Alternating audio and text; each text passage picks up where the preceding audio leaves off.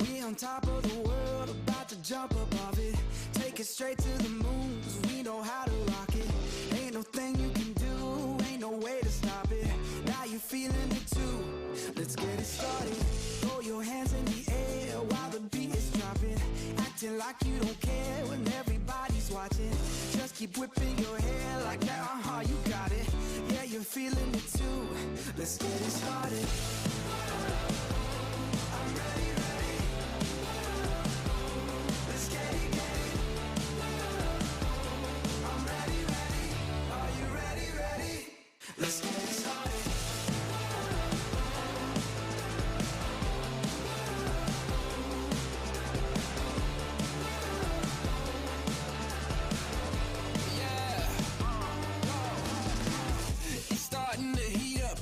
Charge off the meter, turn it up, blow the speakers, make them all to believers, break through the surface, tell them open the curtains, give them all what they wanted, yeah, now let's get it started.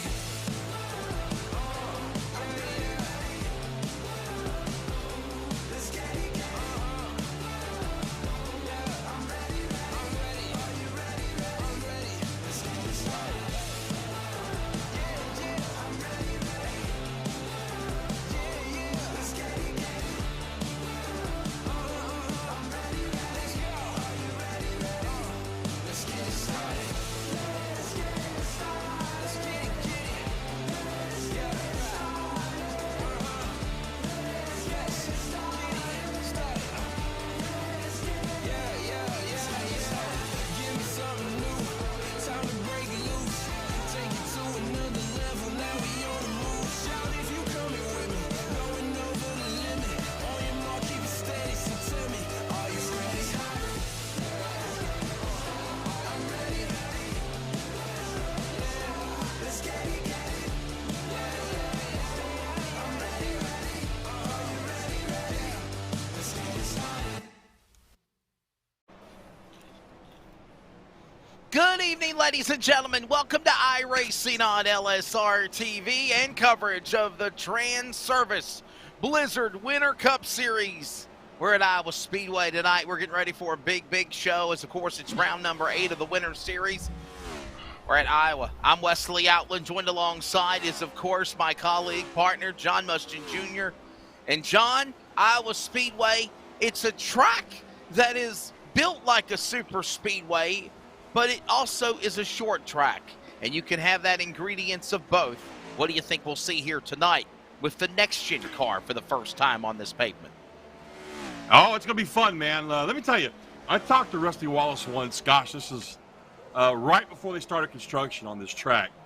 And he was out, where were we? Charlotte, I think, somewhere? At a bar. Yeah, with Ted DiBiase, believe it or not.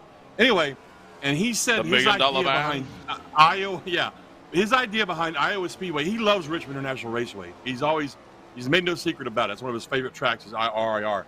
So his idea was to get something similar to that out in the Midwest, and that's what we've got here. He's literally told me, these are his exact words, it's Richmond on steroids. And when you look at the track from above, that's exactly right. It's a D-shaped oval, just like Richmond, very similar banking in both ends of the track, and it's fun. However, this is the Cup car, dude.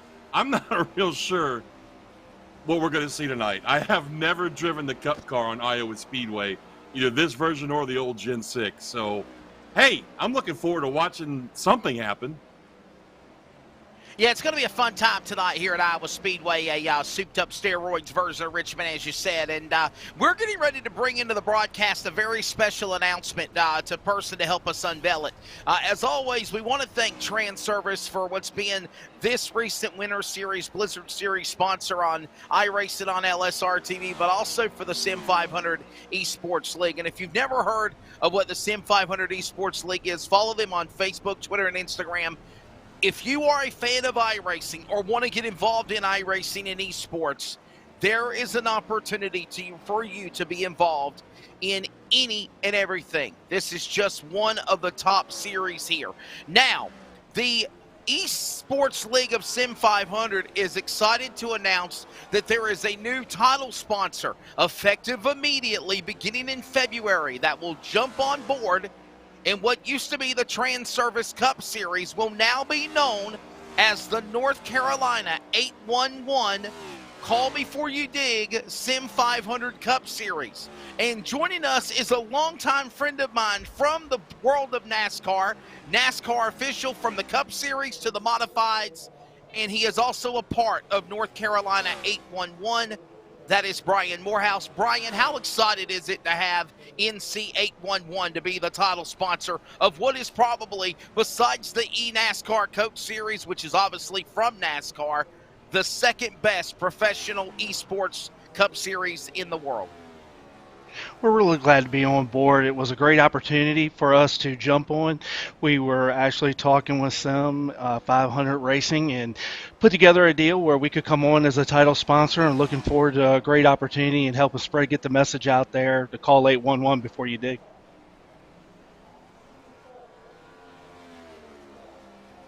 John, you got anything for our buddy Brian Morehouse? Oh, I'm We're sorry. Still watching practice? I was just listening. I do have a question for you, Brian. When it comes to iRacing, what's your experience? I know we were talking pre-roll that you've been involved with NASCAR for 16 years, but have you ever actually sat down and watched these guys run?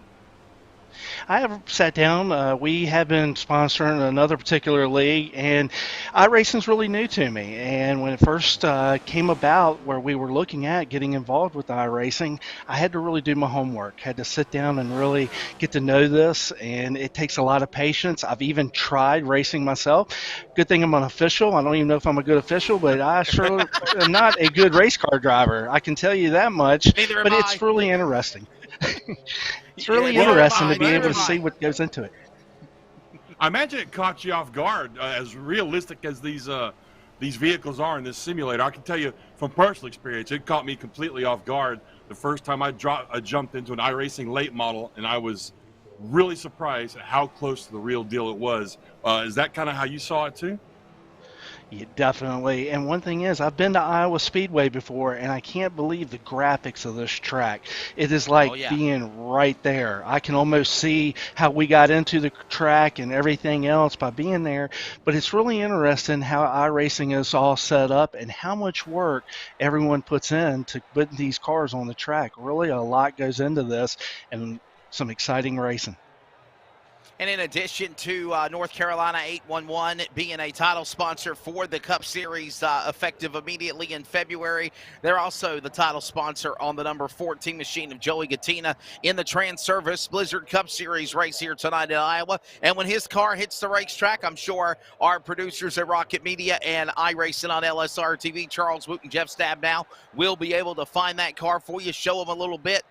Brian, before we go any further, I want to go back to our conversation with NASCAR. But before we do that, man, you hear about it in Virginia, you hear about it in South Carolina, North Carolina, Tennessee, Georgia. I've seen it. Explain what 811, NC 811, Call Before You Dig, is about. Well, 811 is in every state in Puerto Rico, too, and things are ran just a little different from each state. But anytime you're going to be doing anything at your house, you want to make sure that you call 811 and get those public utilities marked. Now, 811 doesn't actually mark those utilities, but we're the information call center. We take all that information in, and once we take that in, we send it on out to facility operators that may have utilities within the area, and they will either come out or their contractors will come out and mark those underground lines, and that could be power, gas. Now you have a difference between public utilities and private utilities. So when you call 811, we will send information out to get public utilities marked, but you may end up having private utilities out there too, like a septic field or a well, or just maybe even that 3-car garage that you have in back of the house that you and your buddy decide to run electrical off of your panel and back there. Well, that's a private line because it's not considered a public utility. It's not metered. But basically, bottom line is before you decide to stick a big hole in your yard or at your business of place and trying to put in a swimming pool or put in some type of anything, contact these people. They will tell you whether there's lines around, whether there's gas lines, sewer lines, septic tanks, you name it. And basically, they are going to give you the 811, the 411 of whether you need to dig in this certain place or not. Am I right, Brian? basically. You're exactly right about that. My boss always says call 811 to get the 411 so you don't have to call 911.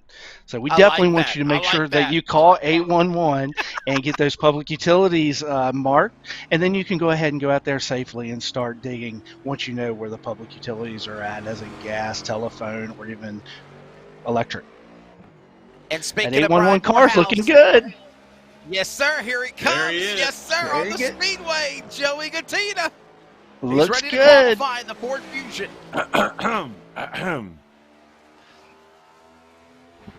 Beautiful, beautiful looking car. By the way, the wrap job was done by my broadcast partner in the booth, John Mustian Jr. Looking good there, Johnny boy. Oh, thank you. Thank Looks you very great, much. John.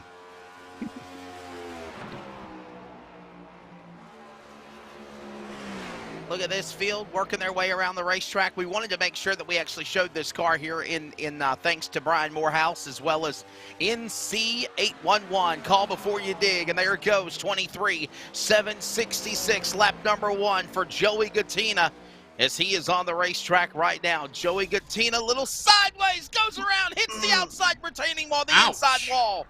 Oh, no. He ruined That's your okay. wrap He's got job, Johnny insurance. boy. He's got insurance. Oh, and you know what's so cool, Brian, about this thing, though? If you mess up, all you got to do is hit the restart key or the escape button, and you start all over again. But it's like I tell people in closing before we go to commercial break, my friend, this iRacing is the only sport known to man. You can't do it with NBA players. You can't do it with college players. You can't do it with football players, where you can actually race against the likes of your real favorite racing competitors and also build your resume as well. It is so cool. I'm really getting into this iRacing. I'm so glad that 811 came on board as a title sponsor, and I'm going to keep learning each week, and never know, maybe by the end of the year, I'll even have another 811 car out there. And we're taking a quick break. We're back with more in just a moment. Correction. We are going to actually stay here with you because we're actually getting ready to grid the cars, as we only showed you the one car qualifying, and that was, of course, the driver of Joey Gattina. But while we're not going to go to commercial break, let's show you the 411 real quickly for tonight's race, bottom left of the monitor for this event. Okay. Okay, never mind. We're going to go to weather conditions, actually. We're going to go to the weather conditions. Thank you. 78 degrees, track temp 100 degrees, wind speed 2 miles an hour. Oh, it just jumped up to 103, John. That's going to be devastating on tires. It is indeed, especially with 140 laps scheduled here at Iowa Motor Speedway. These guys are going to have to keep an eye on those tires tonight there, Wesley. There you go. So we just found out it's 140 laps of racing here. We're going to take a quick break, and we're back with more coverage in a moment. This is coverage of iRacing on LSRTV and the SIM500 Trans-Service Blizzard Cup Series. Go to commercial. Trans-Service has been a leader in the transportation and fleet maintenance industry for over 50 years. If you're a professional driver or technician looking for opportunities to be the best and work with the best, then we want you working at Trans-Service. Our current workforce includes over 1,000 drivers and technicians, managing over 24,000 pieces of equipment in over 120 regional and local facilities across North America and Puerto Rico, and we're getting larger all the time. Our corporate philosophy of trust, respect, and honesty has led to employees that have spent their entire career with Trans-Service.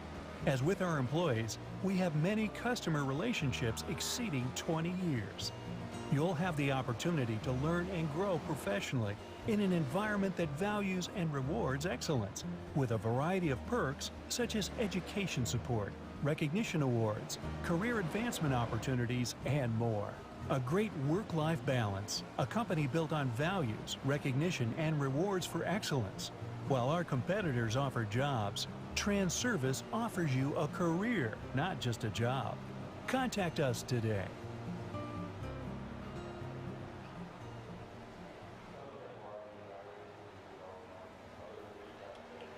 Welcome back again. If you missed the big announcements, we'll show it to you one more time. Beginning in February, it is now known for the SIM500 Cup Series Sponsored by North Carolina 811. It will now be known as the NC 811 SIM500 Cup Series. I'm with my friend of NASCAR, Brian Morehouse, as well as with NC 811.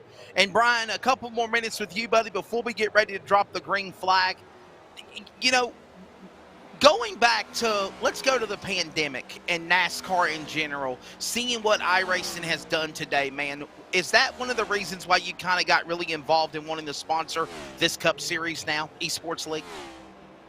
Definitely was. We saw that people were doing something else because you couldn't go to the track, whether it was a NASCAR event or even short track. People were on the computer, they were getting more involved with iRacing, and we saw the possibility of being able to be a title sponsor, and we went ahead and jumped on board and has really had great success, and looking forward to being part of the SIM500 Esports Racing League family. Well, Brian, thank you so much for your time, man. I hope you can be able to sit back, relax, enjoy the race. And got L.A. coming up in a few weeks for the Clash, and, of course, also Daytona Speed Weeks along the way. And I'm sure we'll run into each other somewhere at a racetrack this year, buddy. Thank y'all again. Really nice talking to y'all, guys, and thank y'all again for welcoming us. And don't forget, call NC 811 to get those underground utilities lined within, get them marked within North Carolina. Thank y'all again. Good luck. That's Brian Morehouse. And, of course, again, nc811.org for more information. Remember to call before you dig. I'm, again, Wesley Outland, John Wooten alongside, John Muschin alongside Charles Wooten in the production chair. And we're ready to give the starting lineup here tonight for this event, for tonight's three races left, I think, now in the Trans Service Blizzard Cup Series. Look at the beautiful cars. Yeah, it's go time. John, I'm trying to retract my statement. Let's go give me the starting lineup here. Daniel Falkenham is on the pole with a Lobster 207 machine to the outside. It is going to be Chad Coleman in the 38. Row 2, Kevin DeBrown in the 93. Ford Mustang to the outside. Tyler Dalton in the car at number 19. Row number 3, E.J. O'Rourke in 41 to the outside. Tommy Ryan in the 99. Row 4 on the grid. Phil begins to roll. Bobby Wetzel in the 9. Bentley Glasser in the 18. Row 5, top 10. Robert Ferrari III and Mike Montesi, 77 and 21. Inside row 6, Joey Justina sporting that new paint job for the series sponsor NC811. Outside of him, Donnie Leah, real-life racer, real-life winner in his Toyota. Row 7 is going to be Scott Silling, the 12 car, to his outside. Anthony M. Calantoni in the 84 car. Inside row 8, Nelson Rivera in the 22. Outside of him, Paul Crumry in that 15 car. Inside row 9, Jeff Ryan in 3 car, to his outside. Brian V. Macklin in the 30. And inside row 10, Stoney Benfield. I think he's related to Elvis, somebody told me, in car 75. And Ron Holyfield in the number 1. Row 11, Doug Roth in the 43. Jose Medina in the 24. So Phil gets the one to go indication. Row number 12, Anthony Monroe in the 82. Richard Sunneth in 95. Row 13, Kevin England on the grid to the outside. Timothy Bates in 67. Row 14, Travis Trevelyan in the 71. David Comstock in the 13. And the round out your top 30, John Fowler and Mike Kelly. And the rest of the lineup includes, of course, the drivers of Charles Woods, Randy Yoakum, row 16, row 17, Doug Siegman, Gerald Livingston, and in the back, shotgun on the field, Tyler Hunter in the number 7. 140 laps. Charlie. What do you think there? It's going to be a good show, John. Pace car getting ready to come onto the pit lane. We're ready. Trans Service Blizzard Cup Series from Iowa Speedway. Field works their way out of turn 4 through the tri-oval. Pace car is in. Coming to the line, to the green flag, and the start. Round 8 of the Blizzard Cup Series. Green underway at Iowa. Round 8 of 10, and we know who's going to be out front real fast there. Daniel Falkingham on the outside takes that whole shot, as they used to call it in the old days, and he's going to lead this first lap. I tell you what, look at this, already behind him. We got bumping and banging between Kevin DeBrown and E.J. O'Rourke there, Wesley. That word whole shot is used a lot in the world of motocross, yes, arena sir. cross. And that is what's going on. 19 in trouble up the hill. Dalton off the pace. SIM500 Ford falling back. Mid-pack, he's in the snakes patches. Ferrari the third gets by him. Falkingham, the leader, up in the front earlier, the 19, falling now all the way back into the top 10. Will stay green. Yeah, he's just trying to catch his breath, man. He got a little loose there. I don't know if you caught that or not, but just a little bit of wiggle sent him flying up towards that wall. He did an outstanding job, though. Let's give him a hand. One, he kept it straight, and two, he didn't kiss the wall. Tyler Dalton's a talent to be reckoned with on this track. I've been racing with these guys for a while, Wesley. I've raced against Tyler a lot, especially in the super late models. This kid's got skill, and he just showed it right there with keeping that car out of the wall. No caution again, working lap number 5 this time by, or actually correction, lap 4 completed of 3. Falkingham, Coleman, Ryan, Rourke, and Brown, top 5. There goes Katina. Remember, he had some handling issues in qualifying. Now he'll settle back up under the machine of Calantoni, last week's winner. Controversial or not, Calantoni did pick up the win. And now he settles with Katina behind him up the outside. Crumry there. They work their way to the back straightaway there, Johnny Boy to 3. If you ever call me that again, Mr. Wesley. Anyway. What, Johnny Boy? You don't like Johnny Boy? Yeah, no. Johnny Man. I am Johnny Man. 52, not 15, good sir. Anyway, Paul Crumry is sporting a new paint job tonight at Dr. Pepper Zero Sugar, car number 15. We can go down track right now. He's up to 13th from 15th, so he's looking to make a few more spots up.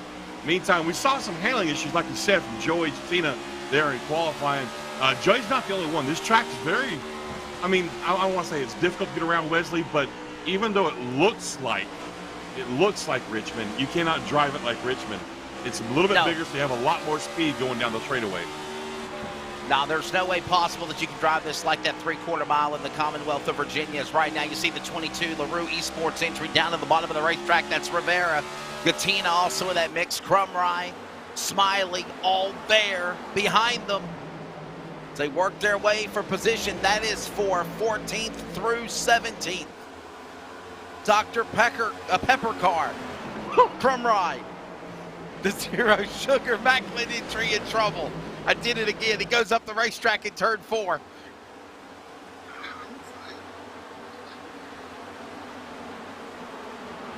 I'm gonna need a minute.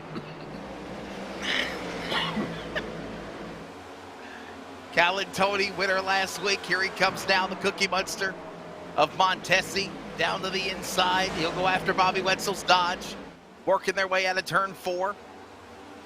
Here they come to the line. 10 laps to go, completed next time by. There's still a lot of racing left to go, 130 remaining. And John, I'm very surprised we have been cleaning green since the start of this race. I wouldn't say I'm surprised, but I am. You're right. This was unexpected. Not that these guys are bad drivers, but this is Iowa, man. Iowa's it's a rambunctious kind of track. It's a short track. Exactly. It drives. It's kind of like a intermediate speedway track, but you said at the top of the show, though, Wesley, this is one of the best, if not maybe the second best group of drivers in iRacing, just only to the esports Coca-Cola League, and a lot of these guys actually have done laps in that league. They once held pro licenses, so you're looking at the cream of the crop here. So yeah, it's to be expected. And as we ride on board now with Brian Macklin, folks, you'll get a feel of how difficult, Wesley, it is to drive around this track. We mentioned Brian Morehouse and what he's done in NASCAR, also starting from the NASCAR Modified Tour. Well, there is the man in the 7th position, Donnie Leah. We've talked about him before, the 29.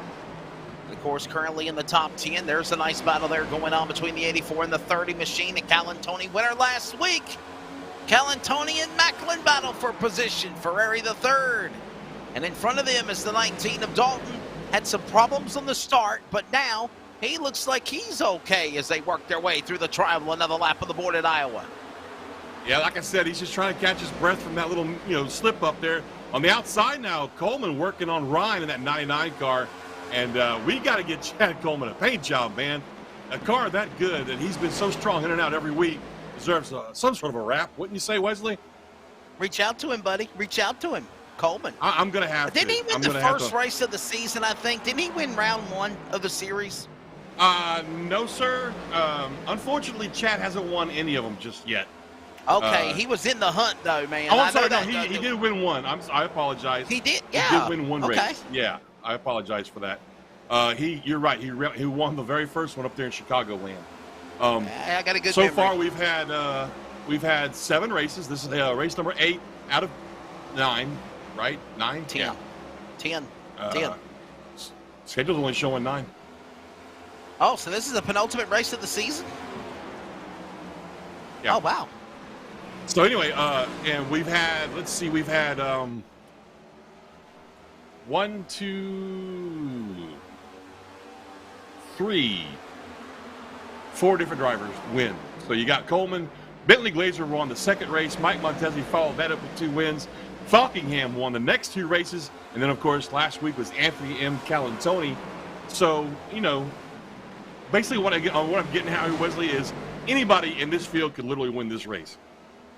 Yeah, there's only been 4 winners in 7 races so far. Repeat winners as well. As here comes the pack coming across the line. Oh, we've Trouble got somebody up on the wall. Gone on the 84. What in the world has happened to last week's winner, Calantoni? Calantoni, he's missing half his car. End is gone. We're going to find out. We're still green, but here's your first Pulse Poppers instant replay from Iowa. Winner last week, John Calantoni. Oh, look at this, running for the Weitzel. Yeah, Just like Frieri got into the back of Wetzel just a little bit, and unfortunately, Calantoni had nowhere to go. The good news for him, though, is that even though that car has significant front-end damage, this is not an aerodynamic racetrack. So as long as he doesn't have damage that's going to cause an engine overheat and explosion, which is possible, he can still be in this. You just have to take care of that car now and make sure that he doesn't have any more incidents as far as that goes. You know what, though, John? You saw how sensitive, though. You saw where Wetzel lost it, got up in the marbles in the wall, and then, Calantoni had nowhere to go. And as soon as he hit the back end, just that little bit of damage, and you noticed how fast the front end of the car was gone. Oh, yeah. They've got a great damage model. It's not even the new damage model, really, for these next-gen cars yet. They're going to be introducing that later on this season, from what I'm told. And, folks, what I mean by that is in sim racing, you can only simulate so much. In some of the other classes that we run in sim racing, there's a damage model that really simulates actual real-world damage quite well, but it has not been applied to this vehicle. You look at a 95 car, Wesley. The front end of that car is, he has a little contact between him and the 13 car. That 13 is going to be Comstock, David Comstock, in the Monster Energy car. Just a little bit of contact. That could have been disastrous, Wesley. Man, what a save. No harm, no foul. We stay green. Comstock down to the inside. Monster Energy machine battles with Crumb Rye and the Dr. Pepper machine. DeBrown. Also in the mix, Willen and Dillon. He's all over the machine of Rourke. And DeBrown will go to third. 3 wide. 3 wide. Rourke up the racetrack. In the middle is now going to be Ryan. He'll fall back in the Northern Power Tool and Equipment Company entry. Push him back to 5th. 3 wide is actually doable here at Iowa, Wesley, especially back there in turn 3 and 4 where we just saw it at.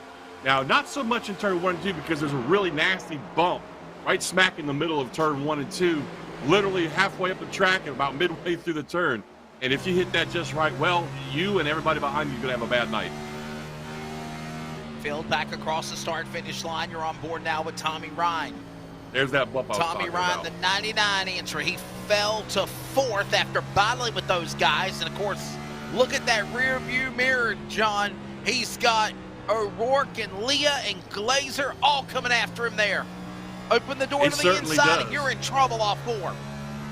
He certainly does, but I'll have to disagree with you a little bit on that, Wesley. The outside line actually can carry a lot of momentum, like you said, as long as you stay up that washboard. See how he hits that washboard of bumps right there in 1 and 2? That really gets the car unstable, so you got to be careful with your throttle, but he's making it look really easy right now, isn't he? So far, since the drop of the green flag, we are 25 laps in. no caution flag. We had one time where we had a car get in the wall where Calatoni, last week's winner, got into the wall with the 9 of Bobby Wetzel. Both cars able to continue. One car's on the pit lane. Look at this battle brewing. The 8 and the 1 going on inside the top 20. Yoakum and Holyfield going at it off too. Which 811 car is that? Is that Yoakum in that car? Yeah, the number 8 sponsored by? machine. That's Yoakum. 811, NC 811, or is that another one, another state? I think it's a different 811. How ironic is that, though, right? Is that Virginia 811? Yeah, it sure is. It's Virginia 811. Number 8 I think machine that's a out there. coalition of. I think that's a coalition of power companies, though, that does that. Correct? So if you heard what Brian Morehouse said, that by the way, that's Randy Yoakum on the racetrack in that Virginia 811 machine. Basically, there is 811s all over the country. Basically, if you're in Tennessee, you call 811, you'll get a hold of the people in Tennessee. If you're in North Carolina, obviously where I am, you'll get a hold of somebody like Brian Morehouse. There's people in Virginia, there's people in Georgia, all over. He even said Puerto Rico. Louisiana, exactly. Louisiana 811. Yes, and so if you call them, basically you'll be called to their certain state that you're in or you're calling from, and then, yeah, they help you out. Basically, like I told you, like Brian said as well, call 811, get the 411 before you have to call 911. Because sometimes people do crazy stuff and they dig holes in the ground, and the next thing you know, it ain't like this TV show, The Beverly Hillbillies, where you find some bubbling brew and you found Texas tea and you're a millionaire. You might, hit the septic tank and have something else fly through the air. You don't want that to happen. I've actually got a lot of experience with the 811 guys. I used to be an installer for DirecTV, AT&T satellite TV. There you go. And that's it. We had to work with those guys hand in hand a lot when we were burying lines and whatnot, because there is nothing that's going to ruin your day faster than either hitting the septic tank line, or worse, a power line or a gas line. Yeah, we hitting the whole city out of power. Hitting the whole city out of power. Yeah. We had a guy that with one of the trench diggers actually hit the 22 in the wall. Nelson Rivera got some right side damage from that, though, man. But yeah, we had a guy that hit a gas line with a trench digger, and they had to evacuate the entire neighborhood for about 12 hours until they got it fixed. Needs to say he lost his job, didn't he? No, actually he didn't. It wasn't his fault. It was an uncharted line that the owner himself put in and didn't go the proper channels to get that done. See, so there you go. That's why you got to call 811. You got to know. They know these things. Here we go. Falkingham is the man out in front. Look at that beautiful looking car there, John. That's the 70 of Hunter. Man, that's a nice Valvoline car. It is. Hey, speaking of Falkingham, now he had almost a second lead on Coleman about 10 laps ago. And if you look at timing right now, Wesley, Coleman is reeling him in inch by inch, and we could have a real good battle for the lead here pretty soon. You see the 39 of Falkingham, and I want you to look very closely, peeps, because that is what the new next-gen cars on the Cup Series are going to look like in just a couple of weeks down in Los Angeles for the inaugural Busch Light Clash at the Coliseum. And then February the 19th for the 64th running of the Great American Race, the Daytona 500. By the way, John, it was announced that Tony Stewart's going to be in the Fox booth. How about that? Yes. You put Clint and Tony with Mike Joy. Oh my goodness, that's going to be hilarious. I've got a feeling that Mike's going to be sitting back in the corner with his mic in his hand, just trying to stay quiet and watch. I know all those guys personally, and I will tell you this: if you think that Jeff Gordon and Clint Boyer were comedians in the booth, wait until you get Tony Stewart and Clint Boyer in the booth together. Well, heck, they're former employee and former boss. I mean, Stewart hired Clint towards the end of his career, and drove for him a little while, and that was some entertaining racing to watch right there as well. I love Clint Boyer. One of the nicest guys you're ever going to meet in any sport, really. Had his own measure of success, and people forget that how long he was actually in NASCAR. a lot of people forget that he started off with RCR and that wonderful Jack Daniels sponsored Monte Carlo that he drove. So that's right. You know, hey, that's right. I'm looking forward to watching that Tony Stewart and Clint Boyer interaction, man. That's going to be fun to watch. Clint Boyer's first happening. NASCAR Cup Series races. We got green flag pit stops about to get underway. Clint Boyer's first NASCAR Cup race. You remember, John, Daytona 2007. He got on his lid coming to the checkered flag. Remember that? That's whenever Harvick and Mark Martin raced to the finish line side by side. That's an interesting and great way to finish your first race, ain't it? Upside down. That's right. Into the wall. And on all fire. over the wall right there. And on fire. I'm on fire. Yeah. He had a Ricky Bobby moment also. Yes, he did. And right there, folks, you saw it. One slip up, and Falkingham got to the outside wall right there, and that's going to give Coleman the lead. And I imagine after 40 laps of hard racing right here, those tires are screaming for a break, I think, Wesley. Yeah, I would say so, man. And John, I'm impressed that there's not been a caution flag yet, man. These guys have been wheeling and dealing around here. We're coming up on 100 laps to go. I mean, it's just really good. I'm just saying, you know, normally these cars are just getting torn up like, you know, like they're in the funny papers. Why do you keep saying that? What? I don't understand. Yeah, we're under 100 laps to go. We might be looking at the fastest race in series history for the Blizzard Cup Series. Falkingham gives up second now. Ryan's coming into the pits. Not anymore. Hey, buddy, there's a cone there. Oh, he got the cone. That might be a penalty. We've seen that in the past. Yes, indeed. Sometimes that's considered an entry violation. We'll have to see how the iRacing NASCAR officials rule this. Too bad we don't have Brian still in the booth. He can answer that, you know, like the Fox guys do with their referee on TV. Yeah. What did you see there, Brian? What's your interpretation of that penalty? Brian, what's your thoughts on the penalty? Stop. Oh, he ever got his pit stop. Wow. He's just shooting himself in the foot so hard right there. There's Kelly, the Menards entry. I've always had people ask me, you know, of course, I do a lot of stuff with ARCA, John, and they've said, what is Menards? And I'll tell them, I'm like, Menards is the Lowe's warehouse of the Midwest. That's the nicest way of saying it. That's a pretty good explanation, though. It really is. You know, those guys at Menards, they've been around for just about as long, if not longer, than Lowe's and Home Depot have. Yeah. And they've been pretty much in racing almost 100% of the way, too. If you think way back to IndyCar racing back in the day, that was what they first got involved with. And here we go. Kevin DeBrown, he slipped through his pit box. He's like the third or fourth driver we've seen to do that, man. These guys are just having a real hard time getting into their pit box. We see Montezzi's in there, and that's the Cookie Monster. So here we go, green flag pit stops. And I don't think these guys were prepared for green flag pit stops, Wesley. I don't think they thought they were going to go this far this green. My goodness, man. I mean, seriously. Here comes the Holyfield car. Beautiful Castro car, man. I look at that machine, man. That's beautiful. That's another good-looking ride. Oh, another one. Oh, he overshot his pit stall.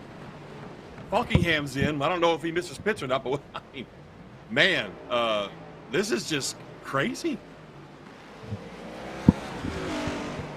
There goes Falkingham roaring back off of the pit lane.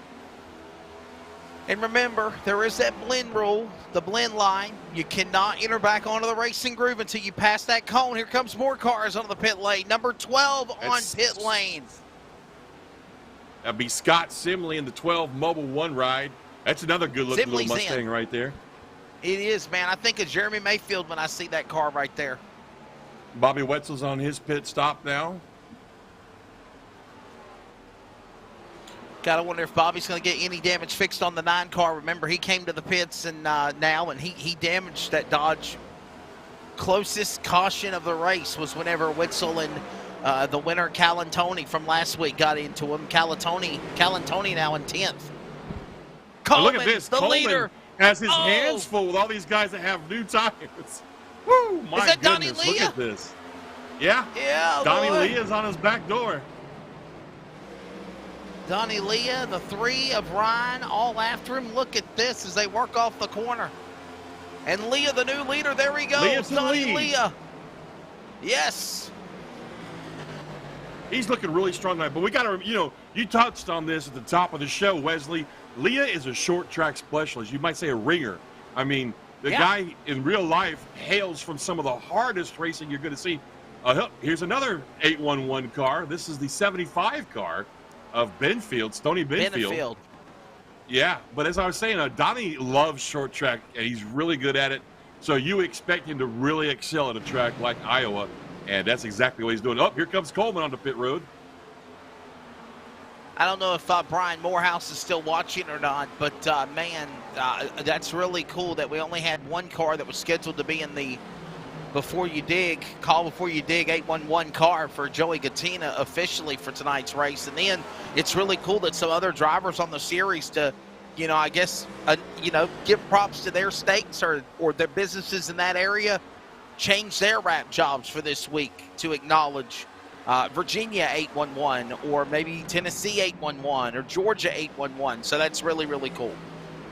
It is. I'm loving this paint scheme that Leah's running. That Haviland Texaco ride looks really, really good. Not really I wouldn't say it's a throwback to, Davey's car, but it's close. It kind of brings Davey Allison to mind when you look at it. Oh, did he No, whoa, oh, Holyfield, Ferrari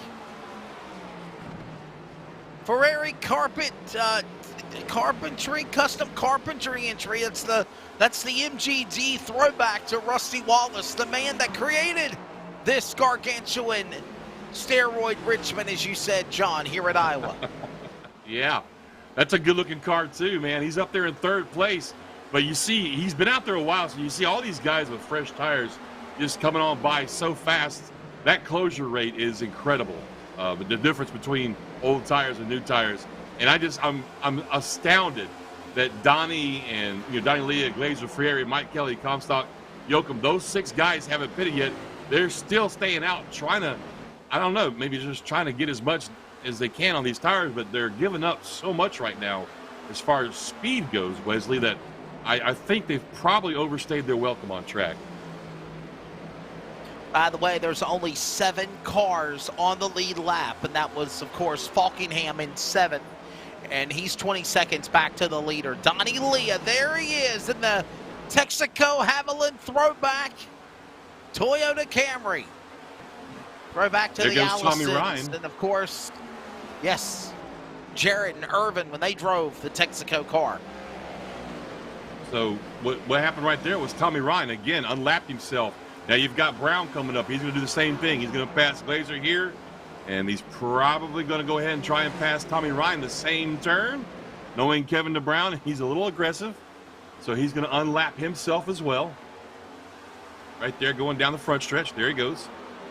So, yeah, I'm thinking to myself here, Wesley, it's time for these guys to pit. Because they're definitely giving up a lot of speed to these guys that are on the newer tires. But then again, on the other side of that coin, this is only a 140-lap race, and we're at lap 58 already. So maybe they're thinking that the longer they go, they'll be able to reel these guys back in once they do pit.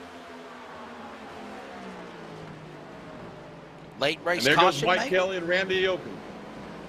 Wow.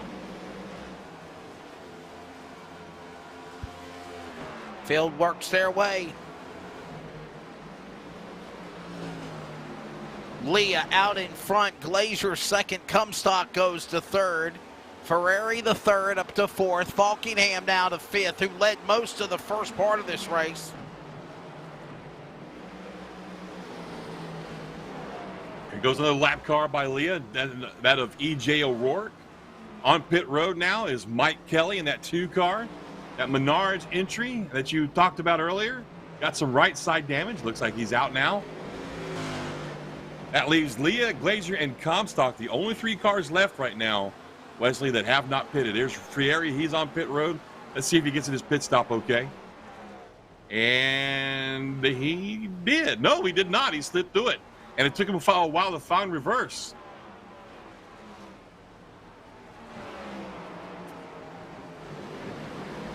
And we're getting close to halfway here, Wes. You yeah, still we're there, probably brother? about, what, less than 10 laps to go, man, before the halfway mark of this race. As Donnie Lee is still the man that leads the way. Glazier second. 13 of Comstock. There he is, the Monster Energy Machine. He had a scare earlier in the race. And the man that dominated the first almost 40 laps of the race before the green flag pit stop, surprisingly, here at Iowa, Falkingham. He is now in the 4th position behind Comstock as they work their way across the start-finish line. Yeah, he's 10 seconds now. He's made up almost an entire lap already on Donnie and those guys. Once he made his pit stop and came back out, we saw him unlap himself probably 5-6 laps ago, I think, and he's already all the way back around. He's only 10 seconds behind these guys now. So, but like I said, I sat here and thought about that, and this might work out pretty well for Donnie and those guys because they've been out now for almost 20 laps longer than Daniel and them, which means, Wesley, that Daniel Falkingham's tires are going to be that much older than Donnie Leah's tires once Donnie does come down pit road. Man, we are approaching halfway.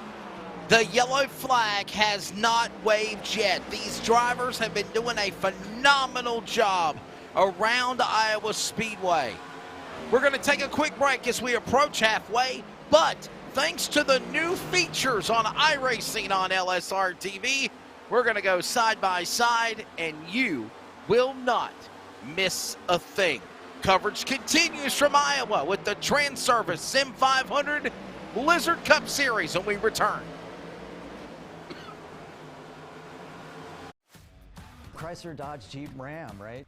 Our Ram trucks, truck of the year, amazing trucks. We have fun Jeeps, and then the exciting Dodge and Chrysler products. Lots of performance there, lots of excitement there. They've done a great job in really creating a full scope product line that could suit everybody's needs. Whether it's a family vehicle or a fun vehicle or a utility type vehicle or a big truck, we've got it all for our customers.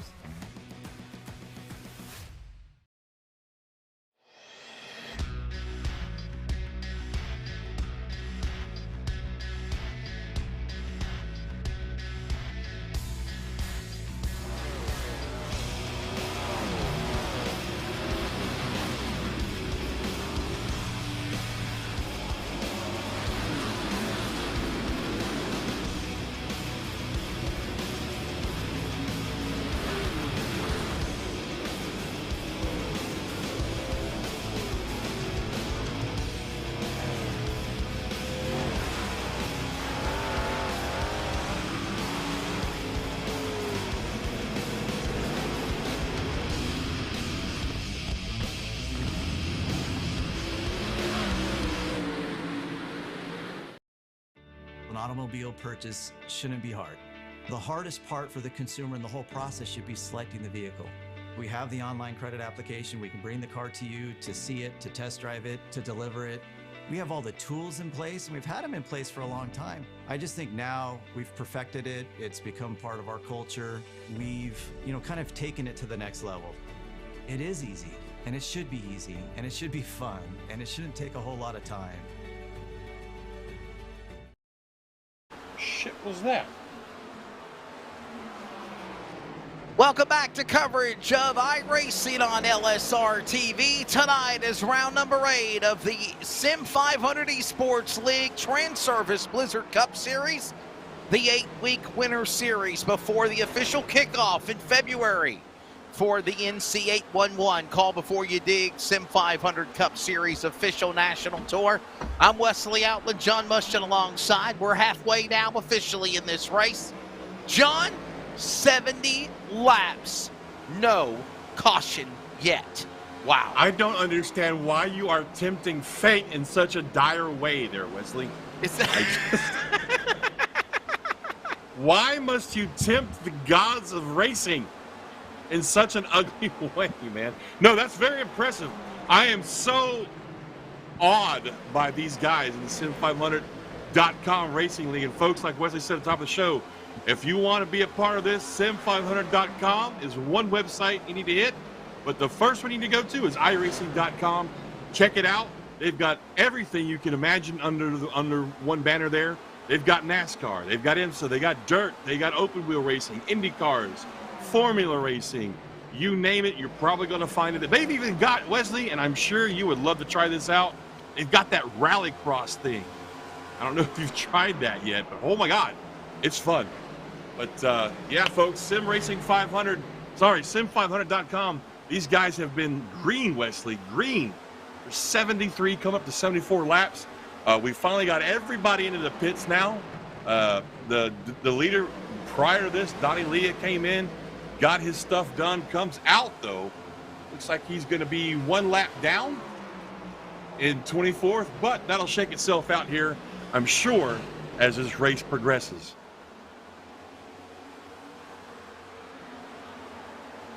Be fun to see, as right now it is all Falkingham back out in front. Every car has pitted. By the way, there's only 13 cars on the lead lap. And John, here's the thing. I'm not trying to jinx anything whatsoever, but we've the last 7 races, of course, I did miss 2 weeks because of college basketball broadcast obligations, and you've pretty much been here for the entire 8-week stretch right now. Every game or every race so far has had its share of calamity. These drivers here of the SIM500 League are still trying to figure out this car in the Blizzard Winter Cup Series. And right now, it seems like this is probably been the best race as far as we've seen some good racing, but we've also seen guys respecting one another, they're laying off of one another. But in addition to that, it looks like the handling is really more surprising to me on Iowa than I thought it was going to be as well. Yeah, same here. I actually 100% agree with you on that. These guys are definitely making this look easy in this car. Oh, wow. Look at Tommy Ryan there you go. Coleman threading the needle around Tommy's brother Jeff right there. My goodness, that was just wow. But I even forgot what the heck the point was I was trying to make with that. But I'm just really impressed. How the like races you, man, have been these guys. Yeah, I mean, you know, all the races we've seen so far in this series. And folks, you got to keep in mind, for most of these guys, this series is the first time they've jumped in the next gen car, and it was a question mark for them. So I think Wesley, what we're seeing right here though, is a combination of their already existing driver set skills and the fact that they're finally getting their heads wrapped around how this car operates. And remember, they've got one more race. The finale for the Blizzard Cup Series is next Monday night. Where are we going to be at, John, for the finale? Ain't it Talladega? No, sir. It's Hot Atlanta. Oh, I like Atlanta. We like Atlanta. Boy, what a truck race with Nazareth the other night we did. Oh, yes, absolutely, man. And these guys are going to give us 120 laps of action-filled racing at Hot Atlanta next week. Make sure you folks tune into that. Same time, same bat channel. Meanwhile, I am watching scoring, Wesley, and Donnie Leah is slicing and dicing his way up through this field right now. 3 laps ago, he was in 24th. Right now, he's in 19th. He is the 3rd car 1 lap down now, and he is definitely on his way to the front. I'm telling you, this is an impressive run we're watching him put together. He might be a lap down right now, folks, but I promise you, before it's over with, he's going to be up there, back on the lead lap, and I missed something because all of a sudden he is.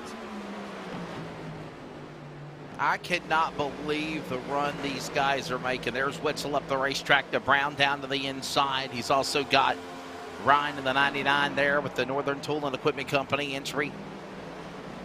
There is Donnie Leah. You just mentioned him just a moment ago. He's cracked the top 20. Calantoni, those issues he had earlier. There goes Witzel going by. Leah going after the Brown as well into turn 1. I'm telling you, he played this absolutely splendidly. As long as it stays green, knock on wood. That's the thing, though. This race has to stay green. Because right now, he's all over the back bump of our 3rd place driver. Tommy Ryan takes it down the inside. He's going to pass Ryan right there. Squeeze it back out to the outside. Come up on the groove there. I'm telling you, this is going to work out to his favor. This is why he waited so long, Wesley. I understand now. I will never question the mind of Donnie Leah again, I promise. Leah now in the 18th position. There is again the 99 machine of Ryan, as he is currently in 3rd. Amongst all of that lap traffic, he is still trying to clear by them to go. And he's doing just that as now Ryan has Coleman in his sights. There's that 38 you just saw him a moment ago down the back straightaway right there. Woo, look at that wiggle. The bottom left of the monitor. Yeah, a little wiggle there. And there's Leah Donnie moving Leah through now. lap He's car. got Look at himself. him come after Holyfield. Oh, my goodness.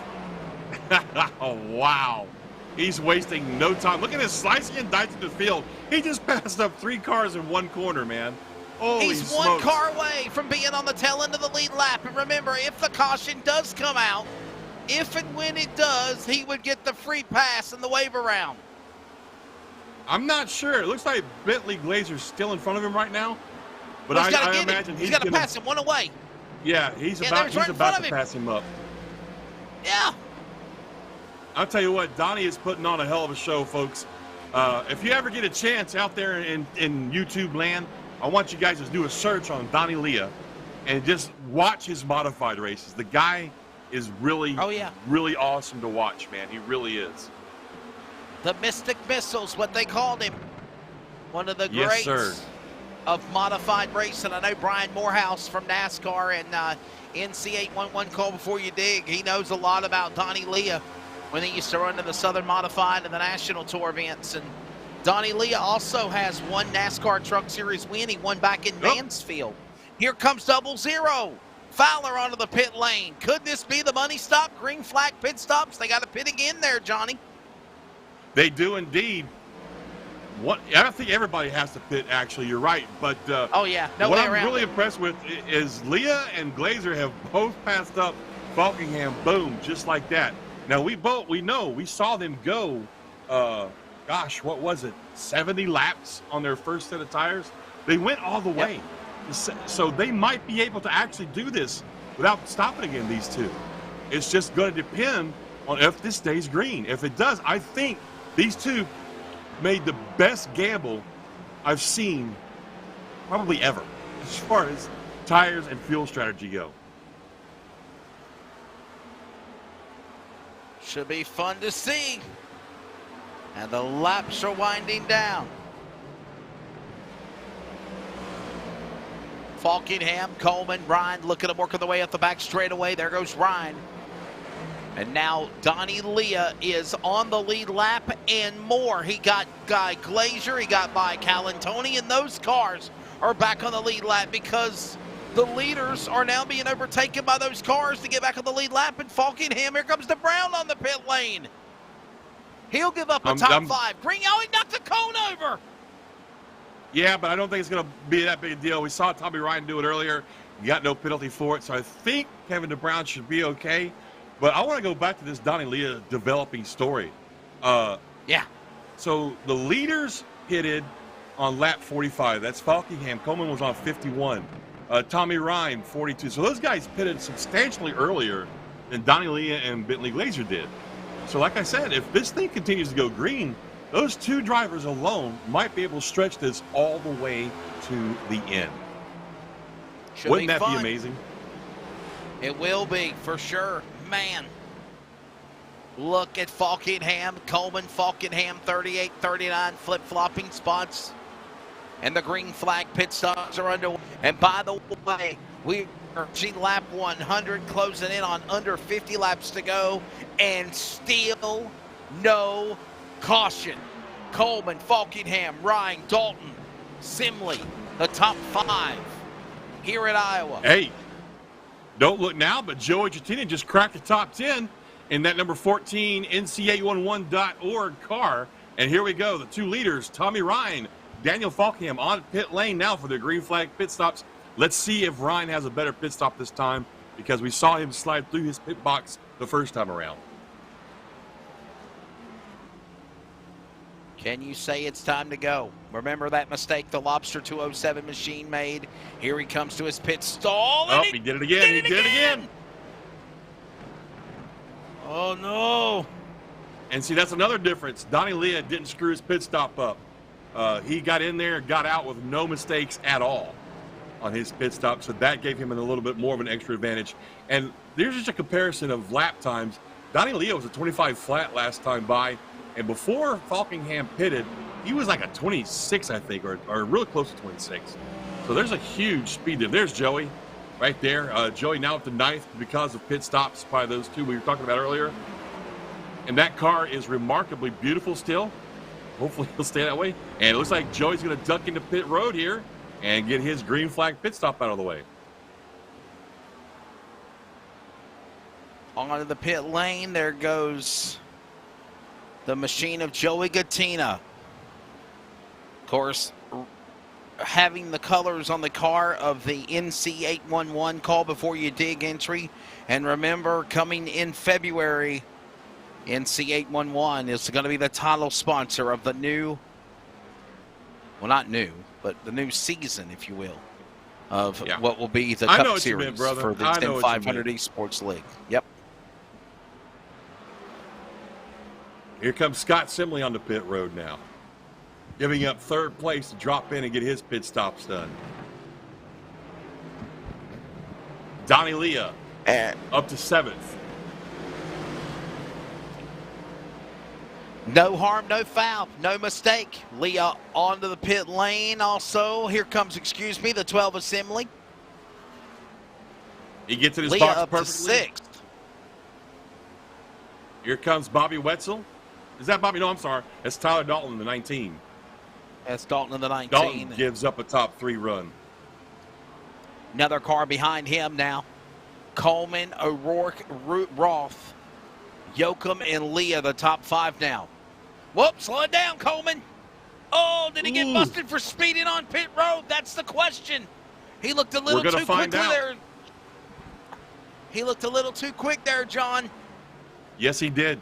I wholeheartedly agree with you there. And he didn't slide his tires trying to roll it down either. So I'm thinking maybe he just said, "The heck with it, I'm gonna bite the bullet on this one." Let's see how he does here. Yep, he got in good. All right. Into his pit stall. He's all right.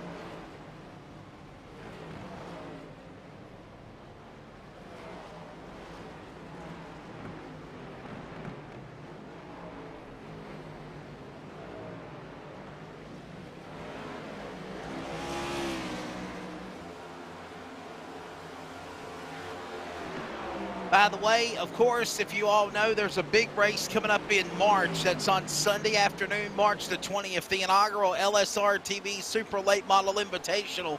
The best of pavement iRacing Super Late Model Esports will battle it out.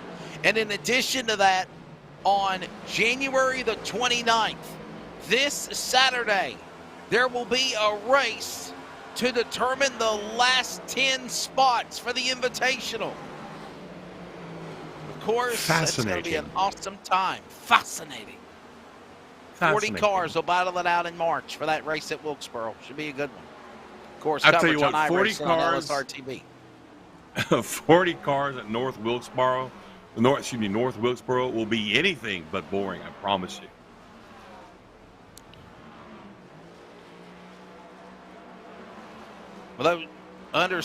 Well, understanding that race this Saturday, it's for the last 10 spots, invitational only. You race your way in for this one on Saturday. That will make it 60 cars. Robert Ferrari, bottom of the racetrack, off of turn number 1.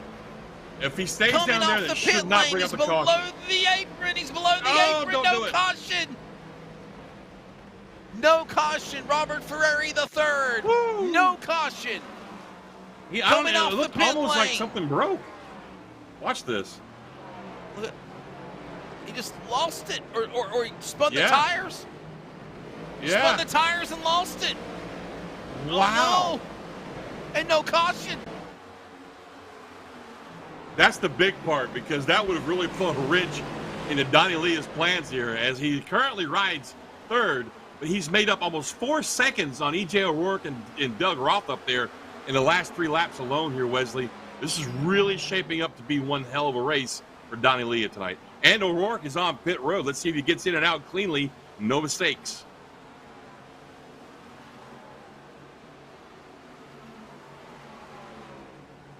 Closing in on under 40 laps to go. We're on lap 106. green flag pit stops continue. O'Rourke on the pit lane. Yep, O'Rourke and that Gary Mercer Trucking crash claims are us. 41 Chevy Camaro out of the pit lane there, off to got him a good pit stop. But guess what, Wesley? Guess who's got the lead? I'll bet you never figure it out. Donnie Leah. Man, I am so impressed with what that man has done with this race. That was just, I just didn't see that coming. I really didn't. Falkingham has Falkingham pitted? Yeah, he pitted on lap 94. About 15 laps ago.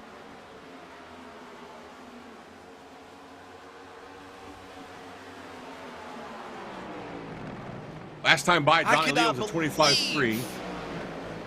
Man, sorry, I can't believe, John, it just blows me away, dude. Normally these guys are wrecking each other like they're in the funny papers. This has just been an absolutely clean race tonight at Iowa. It absolutely has.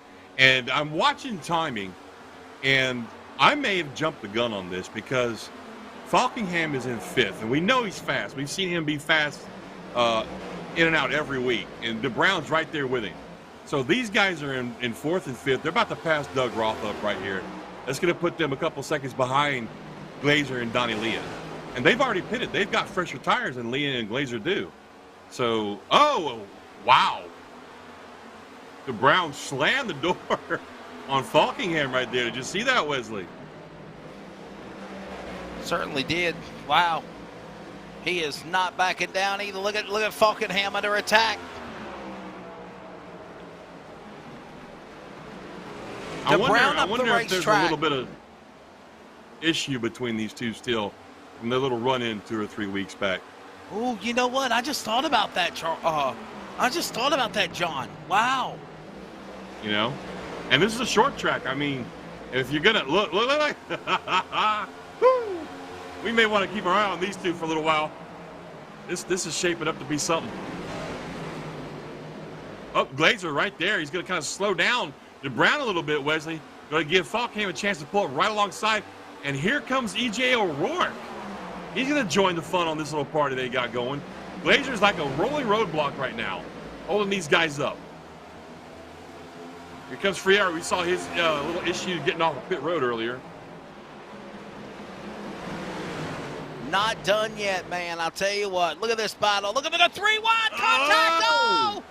Rourke and Brown, they save it. Glazer in front of him. Ferrari the third as well. Move of the night, no caution. Holy cow. And look at that. There's Donnie Leah right in front of Falkingham. Just a couple of tenths away here. And Donnie's got to know that he's in trouble here. He's still got 25 laps to go. And these guys are catching him in a hurry. You know what I'm wondering? I'm wondering if Donnie's not trying to save a little bit of fuel here. What a battle there. We just saw Donnie Leah now, but here comes the leaders coming through. Falkingham, Brown, Leah in second. O'Rourke now, a lap car, trying to get back to the lead lap, but he shows how fast he is in the 41 machine. Oh, stretching the needle. Three wide to the tri-oval. Oh, can we be friends? Yoakum in the middle. He's the hot dog between the bun, the meat and the sandwich. Why can't we be friends? It's my fault. I won't do that started again. this. I'm sorry. I won't do that again. It's my fault. Donnie is slipping back a little bit. Yeah, absolutely. He's already given up 7 tenths to Falkingham. He's got DeBrown all over his back end right now. DeBrown's going to take it down the inside. I cannot help but wonder if Donnie's trying to save fuel. We'll see as this race goes on. Maybe trying to prevent from pitting. He's not pitted yet either. You know that, right? No, yeah, I know. And like I said, he and Glazer stretched out 70 laps out of that first run. So I'm wondering if maybe that's what his strategy is right now, is just trying not to run out of fuel. Maybe save his tires a little bit, and then once they get down to about 10 to go, we'll see if maybe he turns it back up. I don't know. Or maybe he's got some problems. I'm just, when we saw that first run, Wesley, he maintained that lead for the longest time once everybody else had pitted. So I'm just, I'm not real sure what's happening here. Maybe he's just trying to save fuel or what. Falkingham, Brown, Coleman, Leah, Ryan. They flip-flop those spots. Leah now falls back to Ryan in the top 5. Glazer, Simley, Dalton, Montesi, and Comstock, the top 10. And 20 laps to go. This time by when they come to the start-finish line here at Iowa. 20 to go, man. It's been clean and green all the way, Wesley. Question is it going to stay that way? We've got some very aggressive drivers up front now. That of Coleman taking second away from DeBrown right there. Pretty easy, he made it look. DeBrown still on the 3rd spot back there riding that high line. And now Chad Coleman sets his sights on the leader, Daniel Falkingham. Next week, the finale for the championship will be at Atlanta Motor Speedway. You don't want to miss it. Falkingham, the leader. Coleman, second. Do what? I'll try and show up, I guess.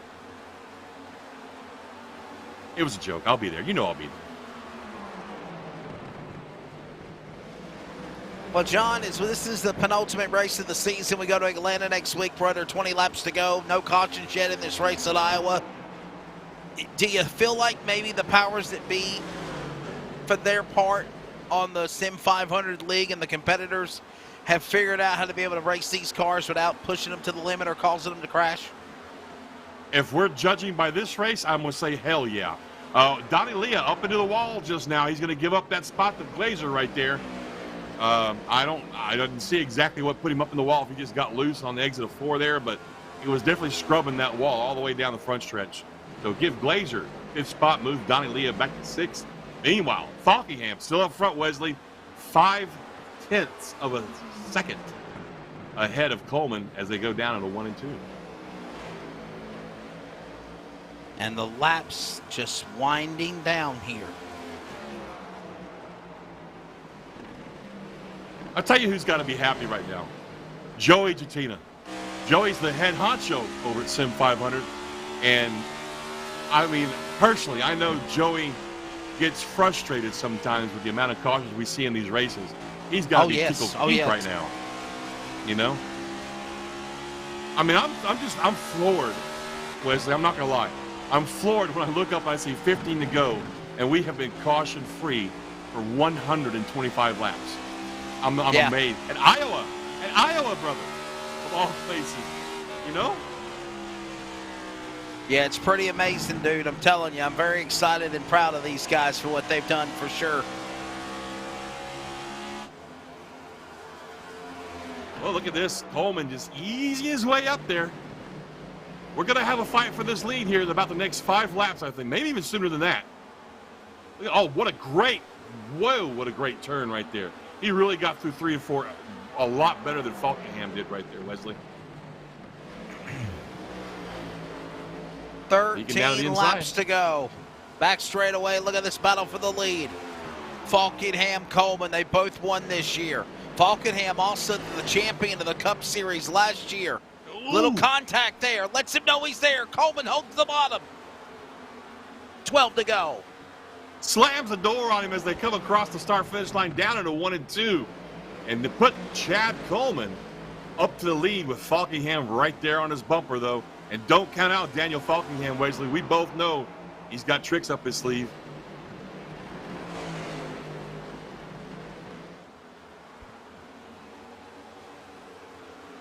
Turn 2-4, back to the line. 11 to go, Coleman. Setting sail, pulling away from Falkingham. Ryan, where's Ryan at? He's in 3rd. He's about 2 seconds back. Yep. Strategy for Leah not working. He's fell back to 6th. He'll at least have a solid top 10 finish. He's now mired by cars that are lap cars in the way.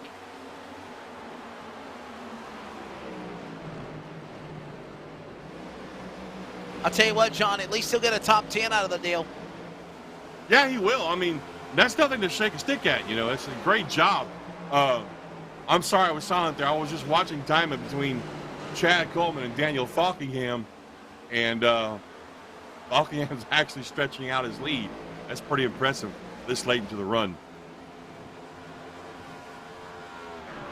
Oh, yeah, definitely. I mean, Donnie, he made a gamble, and I thought it was going to work out for him. I really, really did. But it doesn't look like it's going to after all. He's got 9 laps to go. He's currently fighting real hard with Scott Simley for that 6th spot. And I don't think it's going to pay out for him. Bentley Glazer was the other guy who took that same gamble. He's in 5th. So these guys are still going to get themselves a nice top 10 out of this, which is a great way to finish in Iowa. I still can't believe we have 8 laps to go, brother, and we've been caution-free.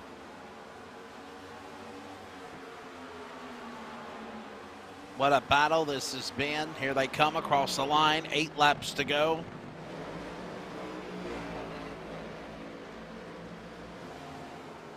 Seven to go now. Coleman out front. Falkingham almost a second behind him.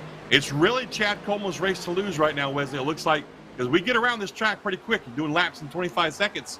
So, 7 laps is going to fly by real fast. All he has to do is make sure he's smooth in, smooth out, no mistakes. And I think he's going to win this race. I really do. Meantime, you see Simley up there giving Glazer a handful of fight with this for this 5th spot. And then you got Jeff Ryan, a lap car down on the inside, saying, "Hey, fellas, you mind if I party with you?" Excuse me, coming through. And My to the car's end of the faster than race they yours. go. There we go. Yes, sir. 5 to go, Wesley. 5 to go. Chad Coleman has a 1-second lead right now over Falkingham. Tommy Ryan not really in the picture back there in 3rd. There's that 12 assembly. There's Glazer behind him. It looks like Falkingham had an issue. Ryan just blew by him. I don't know if Falkingham got loose or what, but yeah, wow, Ryan getting around Falkingham there for that spot. He'll move to 2nd. Does Ryan have enough time to run down Coleman there now? Ooh, I'm not sure, man. He's got a 2nd to deal with here. He's got 4 laps, basically 3 laps now to do it in. As Coleman comes across the line, 3 to go. Still a 1.2-second lead over Tommy Ryan. Falkingham 3rd. Kevin DeBrown 4th. Simley up to 5th place. Coleman is looking to go back to victory lane for the first time since he won the first race of the season at Chicagoland. That was back in December. That was back last year in 2021. And now with 2 to go, he is out in front. John, weren't you talking about, hey man, we need to put a wrap job on that car. We need to liven that car up a little bit. Here's another reason why. For him. Absolutely. Somebody needs to put their name on that car and get him a paint job soon. I'm gonna reach out to him after this race, I think. Look at that nice smooth pass by John Fowler. Comes to the line, white flag in the air, the CRN 1 to go. We've got college basketball. We got high school basketball this week. All details at wearecrn.com. And the final time for Coleman. Back straight away, caution flag free into turn 3 for the final time. John off 4. Green to checkered, caution free. That is an amazing feat, especially here at Iowa Speedway in a car that they have not had a lot of experience with, Wesley. Chad Coleman, your winner in a caution-free 140-lap race here at Iowa Speedway. I never would have thought on a Monday night with this series that I would say caution-free, caution-free. Oh, by God, they went caution-free. But they did. Wow. Oh my goodness, that's awesome. My hat's off to these guys. And really, Wesley, that really emphasizes what we talked about at the top of the show, how this group of guys is really top tier in iRacing. You're talking the best of the best.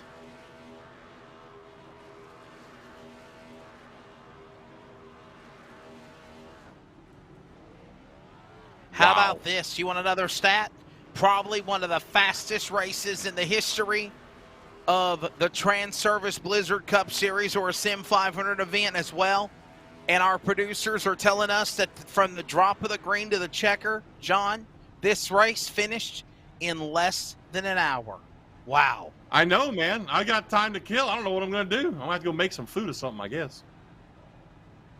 Look at this. We got 3 cars. These guys, I think, are teammates or probably just really good friends. Dave Comstock, somebody I want to just talk about real quick. I've been watching Dave, again, for a while now. Dave Comstock is one of the guys that you will ever see, one of the best you'll ever see at saving his equipment. Week in, week out. If he's not involved in somebody else's mess, that is, he's usually a guy that just really knows how to treat the tires in the car. So I just wanted to throw that out there. Somebody just blew up. Did you hear that? Blowing them up now. No need for it. Cautions are over. Here's your unofficial results for round number 8 tonight of the SIM500 Trans-Service Blizzard Cup Series. Chad Coleman, the winner. He won the opening race at Chicagoland. 7 weeks later, he finally wins again. Tommy Ryan, second, by the way. He is a third different driver to win back-to-back now.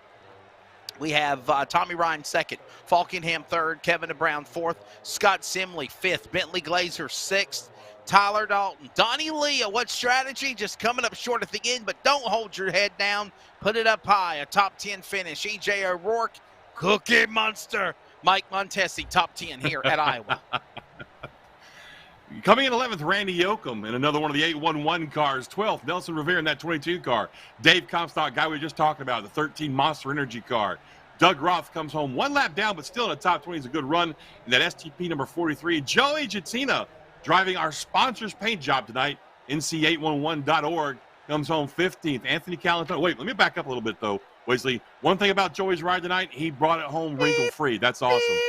Anthony Calantone, 84 car. Ron Holyfield comes home 17th. Charles Woods, 18th. Timothy Bates, 19th. Rounding out top 20 is Bobby Wetzel in that 9 car. Yeah, he's the only guy along with Calatoni that about brought us the caution flag, and it never came out in the race. Robert Ferrari the third, correction, he spun on the pit lane, spinning the tires on the last money stop. He'll finish in 21st, just 1 lap down. John Fowler, 22nd. Anthony Monroe, 23rd. Gerald Livingston, Stoney Benfield, top 25, followed by Hunter Sigmund, Medina, Kelly, Ryan, top 30, and the rest of the rundown of 35 cars includes Crumry, Sudith, Travanian, England, and Macklin. Under an hour, caution free. Oh, by the way. Wow. Do you realize that Kevin England's also one of our guys? Oh, Kevin England is who is Kevin now? Who is Kevin England? He's LSRTV. Yeah. Oh, okay. I think I remember that name. I think he used to do some iRacing with Tim Terry, if I remember back in the day, too. Yeah. So I think I know that name, Kevin England. So, cool. Well, it's cool to have Kevin England now, one of our newest additions on the iRacing on LSRTV broadcast staff, and had some fun here tonight. Just did not do that well. Kevin, my boy, you better stick to the broadcast booth, maybe. That's why I don't never iRace. So coming up, shots finish fired. line, post-race wrap up. Coming up, I was nice about it. Come on, coming up, the finish line, post-race wrap up, and we are going to grab a word with our top 3 finishers. Wrap it up with John and I. Caution free, Iowa. What a show! I'd have thought you'd see the caution green, caution so many times. Just not the case tonight. Great show for these guys in the Trans-Service SIM500 Blizzard Cup Series. We're back in a moment with the finish line post-race wrap-up on iRacing on LSRTV. Be back in a second.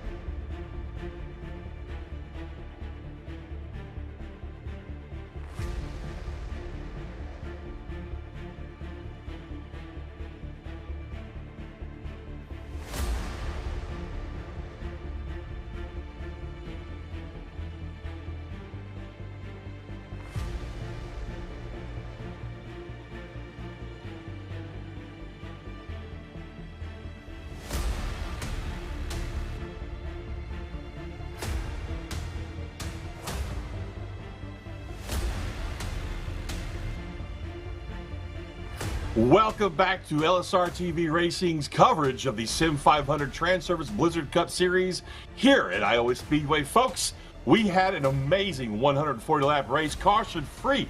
Let me say that again, folks, caution-free at Iowa Speedway that sees Chad Coleman bring home his second victory in the series. We got Daniel Falkingham and Tommy Ryan rounding out your top three. First, we're going to talk to our third-place finisher, that of Daniel Falkingham, who's also a previous winner here. He's got a few wins under his belt. Daniel, buddy, talk to me about your run tonight. Third place, you look pretty dominant for most of the race, man. Talk to me about those last few laps. Yeah, that was probably the worst experience I've ever had at Iowa. Like, I was trying to learn because I felt like this was going to be a flow of Richmond as well. Like, it was kind of like where the tires just fall off so much. And I thought we were sitting good because I tried to lower my brake bias throughout the run.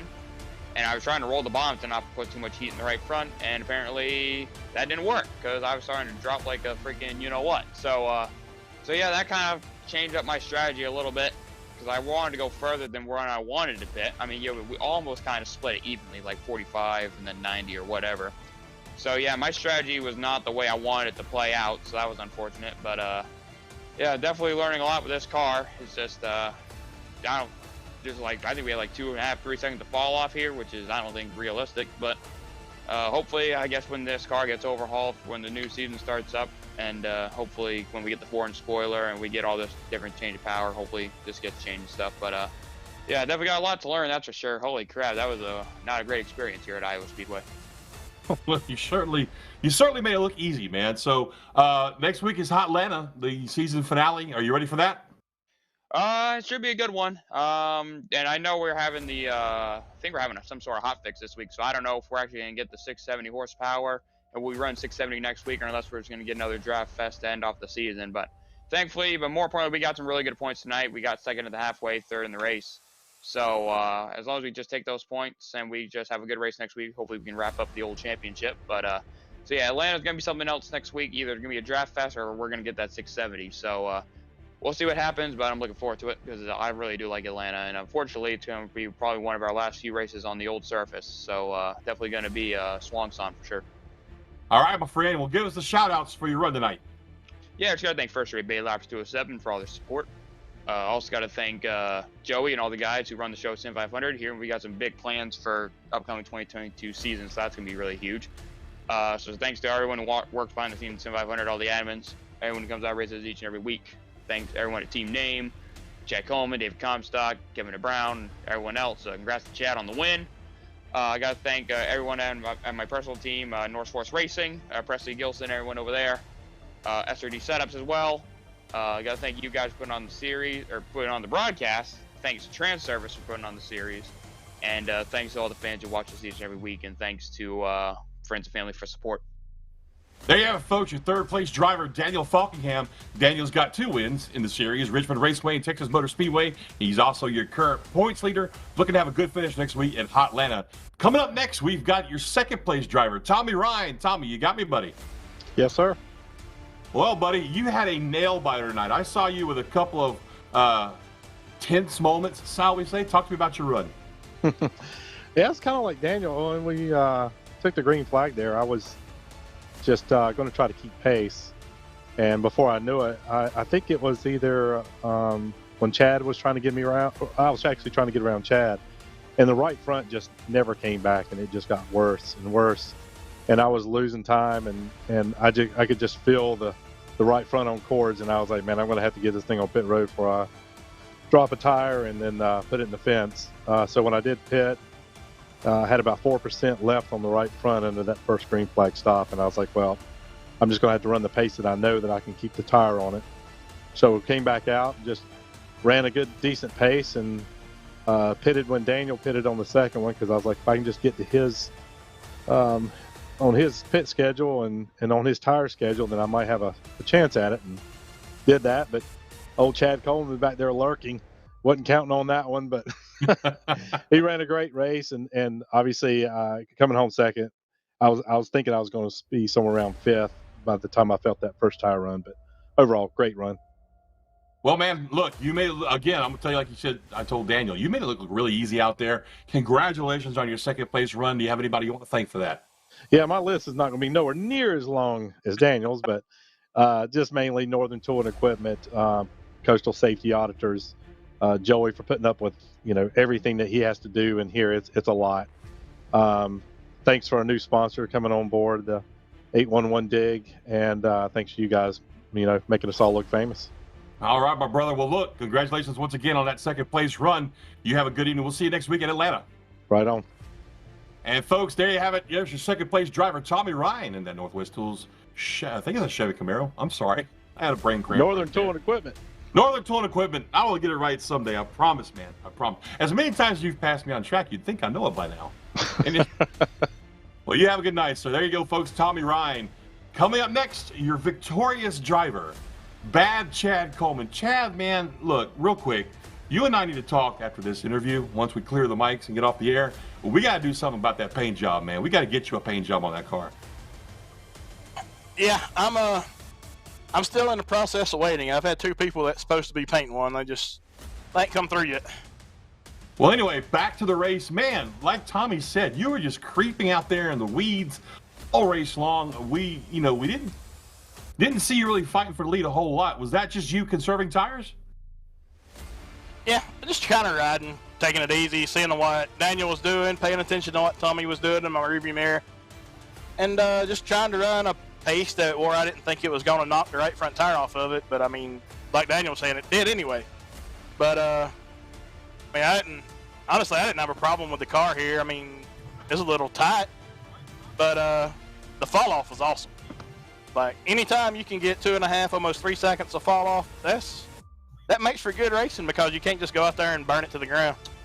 Indeed it does, my friend. Well, look, I'm going to hand you over to the infamous Wesley Allen, who has joined us now. He's got a couple of questions for you. I'm going to say congratulations once again on your victory, sir. Yeah, man. Well, Chad, I tell you what, buddy, before I go any further, did you ever think that this race was going to go caution-free? I mean, and it just seems like the series in hand with Joey Gattina and the SIM500 officials, as well as the competitors like yourselves, are just getting so much more respect for one another, and there's not the aggressive limit that we've seen in races past. Did you think this race would be done in under an hour and go caution-free? Honestly, in practice, we were talking about wondering if we had enough tires to get where we needed to be, because after about 30 laps here, you want to pit. So that's where we were at, worried about cautions. But, man, even coming off turn 4, seeing the white flag waving, I was like, please don't spin out. Nobody please do anything stupid. So I was more than relieved when the white flag waved right there.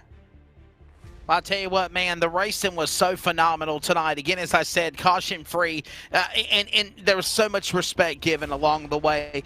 But how does it feel going to victory lane again 7 weeks later, because you won?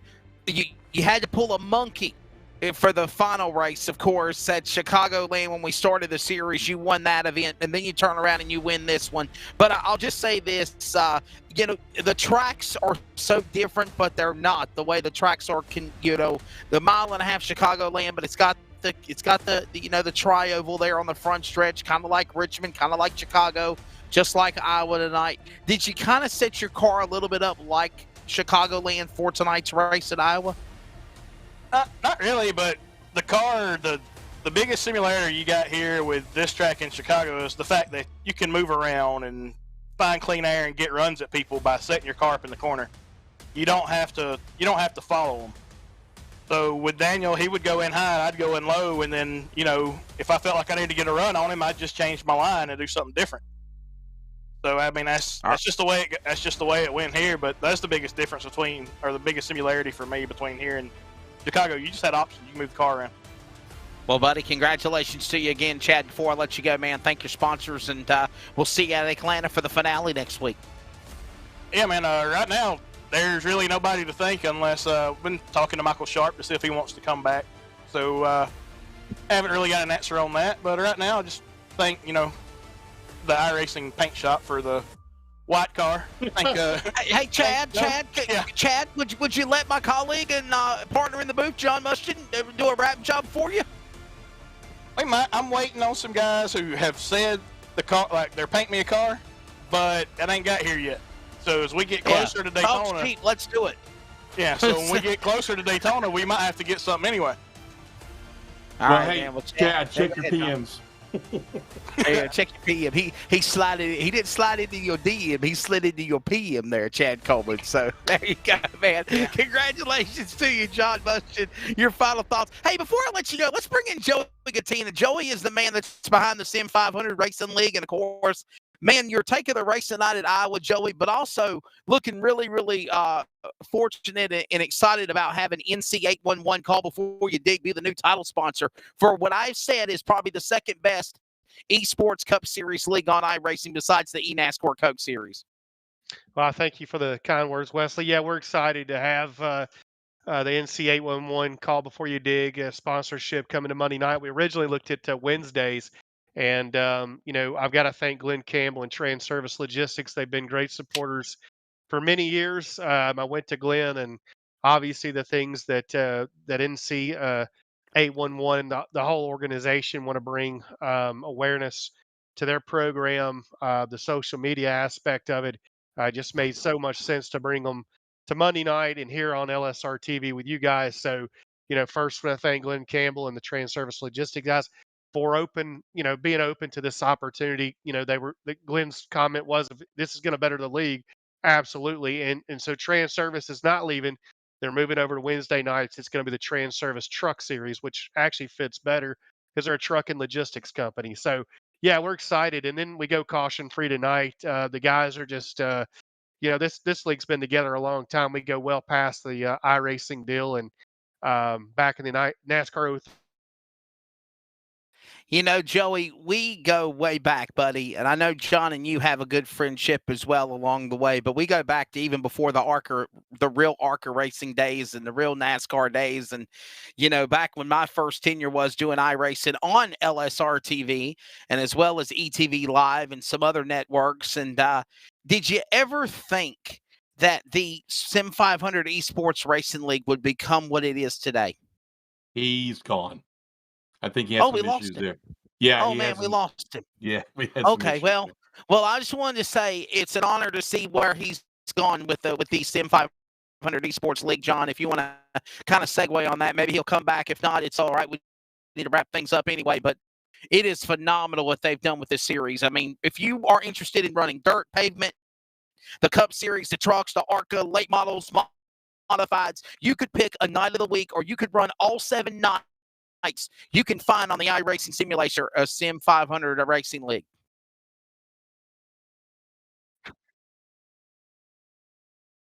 Yeah, folks, we're going to go ahead and wrap this up tonight. Wesley's having some technical issues there. Sorry, Wesley, I didn't mean to step on you, man, but you just, then Joey's back. I hate Discord. I hate Discord. What happened? So we're going to wrap this up. Yeah, Joey, thank you for your time tonight, sitting with us for a few seconds, man. Sorry you had some disconnect issues there. Thank you, folks, for tuning in tonight here at IOSM Speedway for 140 caution-free laps of the SIM500.com Trans Service Blizzard Cup Series. We're going to wrap this up next week at Atlanta Motor Speedway. Please make sure you tune in for that.